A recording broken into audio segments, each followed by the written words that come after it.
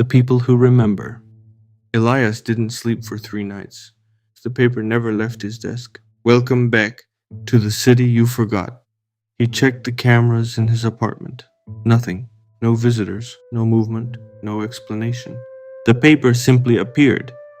Every logical explanation collapsed. Yet something terrified him even more. The handwriting was his. Every curve, every letter, every detail, it was impossible to deny. Somehow, he had written the message himself. The question was when and why. On the fourth night, exhaustion finally won. Elias fell asleep. The city returned immediately, but something had changed. For the first time in his life, the streets were not empty. People stood everywhere, thousands of them. Men, women, children, all motionless, all silent, every single one staring toward the giant tower. Elias slowly approached one of them, a young girl. She looked completely normal, until she spoke, without moving her lips, without blinking, without looking at him. You remembered too soon. Elias stumbled backward. More voices followed. A man near a bridge, an old woman beside a fountain, a child standing in the fog, all speaking the same sentence. You remembered too soon. Again and again and again, the entire city echoed with the warning. Then every person turned toward him simultaneously. Thousands of eyes, one movement, one purpose. Elias ran. The city began changing around him. Streets twisted. Buildings shifted. Alleys appeared where none existed before. As if the city itself was alive. As if it was trying to guide him somewhere. Or trap him. Ahead, he saw a familiar shape. The black iron door. Already open, the hooded figure waited inside. This time it did not hide. You came back? Elias demanded answers. What was the city? Who were the people? Why did everyone dream of this place? The figure remained silent for several moments. Then it asked a question. A strange question. What is your oldest memory? Elias frowned. The question made no sense. My childhood.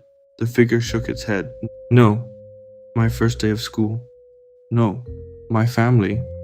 No. The hooded figure stepped closer. What is your oldest memory? Elias opened his mouth, then froze, because suddenly he realized something horrifying. He couldn't answer. Nobody could. Humans remembered childhood. They remembered parents, friends, birthdays. But nobody remembered the beginning. Nobody remembered becoming conscious. There was always a blank space, a missing first chapter. The figure nodded. Exactly. Then it revealed the truth. Human memory did not begin at birth. Something had erased it. Not years, not decades, entire lifetimes. The city existed inside those missing memories.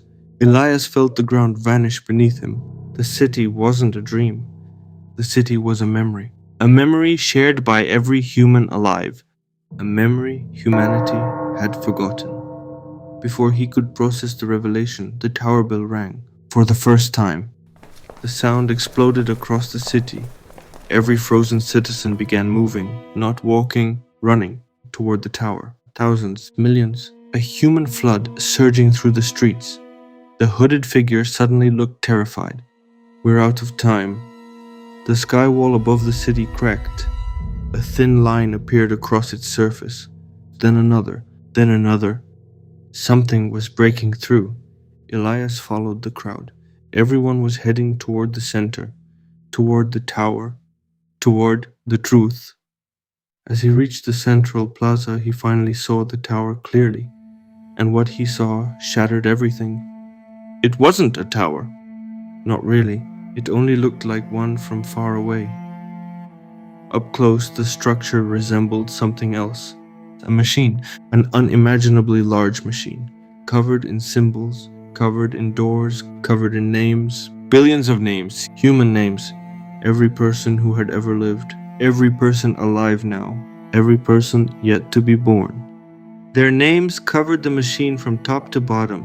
Elias found his own, etched into the black surface. Waiting for him, The moment his fingers touched it, he remembered not everything, only a fragment, a single image, the city, bright, alive, filled with people, not prisoners, citizens. The tower shining above them, children laughing in the streets, no fog, no darkness, no fear. Then something appeared in the sky, a massive shadow, larger than mountains, larger than continents. And suddenly everyone was running, screaming. The memory ended. Elias collapsed, breathing heavily. The hooded figure stared at him. "You saw it, didn't you?" Elias nodded. "What was that thing?"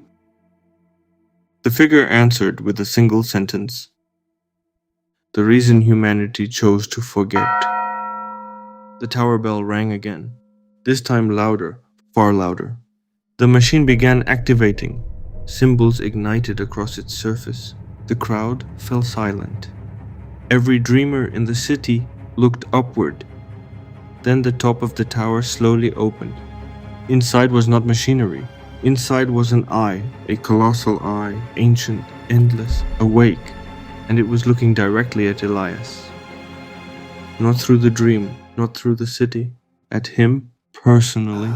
Then the eye blinked, and every human on earth woke up at exactly the same moment. Millions of people sat upright in bed, terrified, confused, because for the first time in history, everyone remembered the city at the exact same time. And in homes across the world, people began drawing the same symbol without knowing why, a symbol that had not appeared in thousands of years, the symbol of the forgotten city, the symbol of humanity before the forgetting, the symbol that meant only one thing: the seal is failing.